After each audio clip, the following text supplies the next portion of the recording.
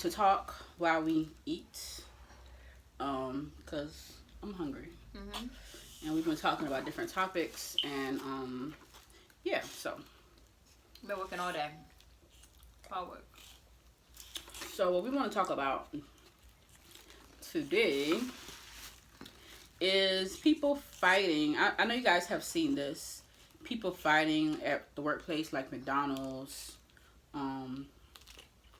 Customers fighting employees. I think the most recent one was a customer hit a McDonald's employee because she didn't put ketchup on her sandwich. I would have slapped her. You would have slapped who? The customer or the employee? The customer, or the customer hit the employee. Right. As an employee, I would have slapped the customer back. I don't deal with that hate stuff, so. That's fine. You hit me, you can hit back. I'll deal with the consequence later. Mm-hmm. Self-defense. Stand your ground. We're in Florida. Yes, I know that's right. But yeah, so how do you guys, like, what you guys think about that? Like, I just think that people feel, I think because, like, fast food workers don't get any respect at all. Now, granted, some of them are rude. A lot of them are rude. Oof. You know, a lot of them, you want to tell them, if you don't like your job, quit, go find another one. What? I be like, at the end of the day, ain't nobody knock on your door and tell you have to work this job. Mm-hmm. And my whole thing is that, you know, that attitude you get when you're like, say when you're out of work or you're looking for a job, you be so excited, so happy, be on Facebook posting, thank God I got it. You know, it went from who's hiring to, ooh, thank God, or y'all pray my interview go well. Then all of a sudden now you hate your job. I need you to have that same energy you had when you was looking for a job. It's kind of hard though. But it's hard, but I always feel like this. When it comes to jobs, like, you have to prepare yourself. So if you know you hate a job, be looking for another one. Right. Because what I realized, even with myself, God gives you exactly what you're asking for. In a sense of, if you have a job and you always complaining about how you hate it, I promise you, out of nowhere, you get a call, I need to see you in my office. Now you crying because you lost a job that you hated. Right. So it's all ready. Right. So you have to prepare you. If you hate working at McDonald's, but you need it for a short period of time, it's one of those things that you gotta have an attitude of, thank God I got it, and now I'm gonna use it as a stepping stone, and I'm gonna get something better. You feel me? And I just think that people just forget that. They do. And then the people who do that, the workers, the worst thing that could happen is these people sometimes become business owners. Have no sense of customer service, but they want to tell everybody how they are boss. Right. I think the word boss is just trending. I think it's just like, girl, we boss friends talk now. So I think we part of the trend. Right. But I think the word boss is just trending. Not everybody who just go around and call themselves bosses or actual bosses. Because in order to be a great boss, you have to be a great worker. Girl. A lot of people are not good workers. I said that on my live one time. I'm like, listen, you cannot be a boss without being a worker. Yeah. Because what the oil that makes the engine run is the workers. It's the customer service. So if you have a job right now, you're that oil. Because based on who you hire can break or make your company. Yep. So now you've hired yourself. So if you was at somebody else's job and you was slacking and this and that, you're going to run your own business before you get started. Yeah. Ain't too many people, and some people forget that, you know, like, say a person does really good hair and they're really good.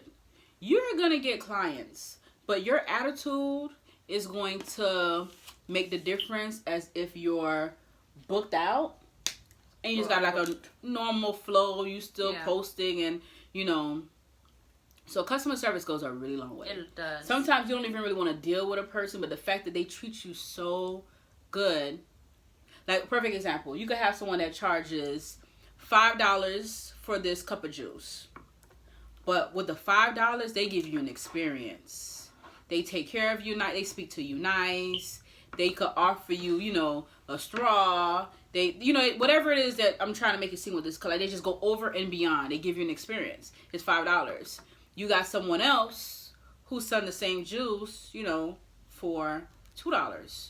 Based on the experience that you get from the other person, you'll spend the $5. It's like I will. I'll pay for service. Right. And I don't mind. I'll pay for service compared to someone that I'll take it. Right. You want it or not? Right. No, I'm gonna go to the person that I know it's a little bit more money, but the service, they appreciate my business. Exactly. And I think that's what people have to understand. It's like, you don't just sell products when you're a business or services. You have to focus on selling or providing an experience. There's a big difference. When people know that I can go till Nightgasm and she's not just going to sell me a lingerie, right? It's going to be in a beautiful box. It's going to have, like, you know, a bow on it. It's going to look, I'm going to get a little thank you card. Compared to her getting a little plastic envelope from the Dollar Tree and throwing that thing in there and just shipping it to me. If you guys, like, when you order, like, say, from China, sometimes, a lot of times, they'll put a little gift in there. You know what? You bought a wig for $200. They put little 59-cent lashes in there. And it's like, it goes a long way. Because sometimes you may think it's not a big deal, but maybe you forgot to get lashes. Right. Maybe, you know, you didn't get a chance to run to the store and buy lashes. And like, ooh, I got a set of free lashes. So, all that stuff goes a long way. It does. So, as a business owner, you should always, I made a post on my page on Instagram. It's @SheHustles, shameless plug, I guess, where I said that you should always under-promise and over-deliver. Exactly. In a sense of, you go the extra mile. My personal experience, I provide promo. If you pay me to do promo for you and you pay me for a week service, and sometimes we all get busy, I may forget to post it. So now you contact like, hey, you forgot to post it for me. So what I'll do is I'll apologize, and instead of giving you 7 days of posting without me asking you or telling you, I'll do it for 10 days. Right. Exactly. At the end of the day, it doesn't hurt me. You understand me? So I'll do it for 10 days because I recognize that I made a mistake and I probably messed up my face as far as business-wise. So let me go ahead and clean that up real quick and give you an incentive that even if you feel like, oh man, she forgot, but shoot, she gave me 10 days last time. Like, I'm going to go back to her. I'm always support you. You do good business. Good business goes a long way. A lot of people don't know how to do good businesses. A lot of people are greedy when it comes to their business. They just think about the money and they do not think about a retention of customers. There are so many other companies doing probably the same thing that you're doing right now. So what makes you stand out? It doesn't have to be the quality. Well, the quality goes a long way, of course. It does, but let's just be real though. Everybody got the same quality because most of the times we're not making our own stuff. So exactly. So, but like the word that you use is important, retention. Yeah. If you've ever worked for a big company like a call center, there is a retention department. Yep. There's always a separate group. It's like, oh, you could sell some stuff, but you're going to have to send that person to someone else to keep the customer. When you get transferred to that retention department, what do? They offer you some free stuff. They offer you a discount. Yeah. That's retention. And that's my thing too. I feel like a lot of times we have businesses, we just think that I'm a boss and I want a big business. So the same people you were trying to avoid as far as having a boss, you got to be able to take from those big companies. Right. How do those big companies conduct business? Right. Stop treating your business like a side hustle and make it this corporation that you want it to be one day. They have retention. They have incentives. They do all these things because they know this is what keeps people coming back. Exactly. It's easier to get a repeat customer than a new customer. Than a new customer. Because a new customer, you have to convince them why your service, why they should work with you. Somebody who already experienced you know why they should stay with you or not stay with you. So it's up to you. It helps your business grow. Good customer service, it helps your business grow. Because if you have this customer that's been with you for a long time, that's guaranteed money. While you work on building someone else, bring other new customers in. But people don't think like that. They sure don't. You have to have good customer service. And if you're a business owner, you have to adjust your attitude to other businesses as well. Because if you go to other places and have bad attitudes, it's going to reflect on your business. You're going to get all kind of bad attitudes. Whether they know you're a business owner or not. That's true. So listen, another post. Y'all may have to follow me. There is no one that disrespects a small business more than another small business owner. It's like, at the end of the day, you should know my pain. Right. You should know what I go through. Right. But yet, you try me. You come to me and I tell you this is the price. You're like, why is that much? Well, I'm not asking you why you buying something for $3 on AliExpress. Exactly. And you selling it for $50. That's my price. Don't try me. Try Jesus. Don't try Jesus. Oh, Jesus Christ. But sprinkle of Jesus. If y'all saw the last video, y'all probably know. Yeah, but make sure you guys understand that, good customer service goes a long way. It will actually make or break your business. It's harder to go ahead and get new customers than it is to keep the ones that you already have. Should I say it again? Yeah, go ahead. Oh, I'm over here dying of spice. The spicy. Well, you need to drink some of that juice. If you guys are from Broward County, oh my God. So I'm trying to be like a little bit of a vegetarian. I'm only eating seafood. What is it called? When pescatarian? When you eat only seafood. I thought pescatarians eat seafood and chicken. Well, I don't know about the chicken part. But I'm not eating no chicken. But I want to eat just seafood. So we got some food from Seafood Express. It's in Broward County. Lauderhill Mall to be exact. And they got oh God, don't want me to put it out there. They got jerk salmon. It's so good, y'all. But it's so spicy. You ever have food so spicy it feel like it's giving you a headache? It's like you're dying over there. I'm over here like I'm trying to talk, but my nose want to run. Oh God. Oh Jesus. Okay, sorry. That was a brief. It's giving me. I want to the Popeyes. Drink some juice. Well, drink some juice. Put that fork down. Some juice. But yeah, so make sure that you guys. I'm gonna be back too. They got good customer service. Okay, exactly. See, that's why she always get food from there. So, as business owners, especially in the food industry, you guys have to do better. With your customer service, because it's like if you have a steak attitude, learn from Chick-fil-A. Exactly. I ain't never get it. Listen. Never had a bad customer service from Chick-fil-A. Never. So never. So if you are in a fast food industry or food industry, period, restaurant industry, you have to make sure that the person who's at your counter taking orders, or the person who's there, your waitress or your hostess, they have the most pleasant attitude ever. Because at the end of the day, this is going to make people come or go. Chick-fil-A is a good example. For the simple fact, you got to think about Chick-fil-A's business model. Close on Sundays. They close on Sundays. They close on Sundays. And you got to keep in mind, they're a Christian business. And they have openly made statements about not supporting the LGBTQ lifestyle. Their choice, their business. But think about it. You would have thought in this climate and the way people get so easily offended that it would have caused an issue to their business. They still get support. I watch videos of people who's part of the LGBTQ community. They be like, I'm still going to Chick-fil-A. Right, because their customer service is good. Customer service outbeats everything. And also, they're expensive. Yeah, and their lack of support for that for the community is basically a personal choice. And they're not bashing it.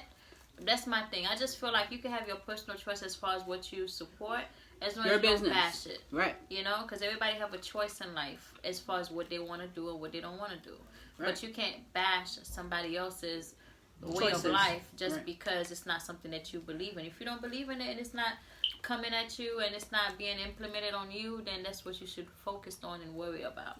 But as far as you going, and whether it's like straight, gay, lesbian, whatever it might be, and you have an issue with it, you bashing the person and saying, that's a problem. That's where the problem lies, in my opinion. And at the end of the day, as we see, we all live in glass houses. And customer service, it outbeats everything. It does. Sometimes you can make a mistake, and like I said earlier, you can make a mistake, and the way you deal with the mistake, but still make that person come and deal with you again. Oh, perfect example. Now this one I won't drop the name. I took my daughter to get a tattoo done. Her very first tattoo. She's 18, and the tattoo artist. I didn't know Lulu had a tattoo. Yeah, she got a tattoo on her shoulder. What? So the tattoo artist was telling us a story about, because we were talking about how sometimes tattoo artists mess people up, misspellings and this and that. So I was saying how instead of regrets. Right. So I was saying, like, that's messed up or whatever. He's like, well, I'll be honest. Excuse me, it's the food, y'all. Sorry. He's like, I'm gonna be honest. I've messed up a tattoo as well. So when he told the story, he was like, he messed up the tattoo. Basically, it was like a Bible verse, and say it was like, though I walk through the valley of the shadow of death, he wrote it twice. So it's though I walk through the valley of the shadow of death, you wrote it twice.